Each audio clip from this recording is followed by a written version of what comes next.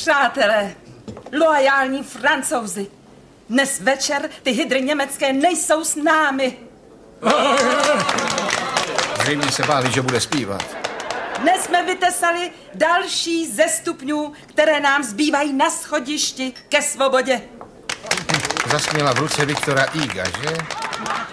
Zapálili jsme pochodeň, abychom zahnali temný stín rozprostřený nad naší otčinou. Udělala jen to, že upekla dort. Jen jedinou píseň smí Francouz zpívat v takový okamžik. Vy všichni ji znáte. Bum. Mé srdce buší bum.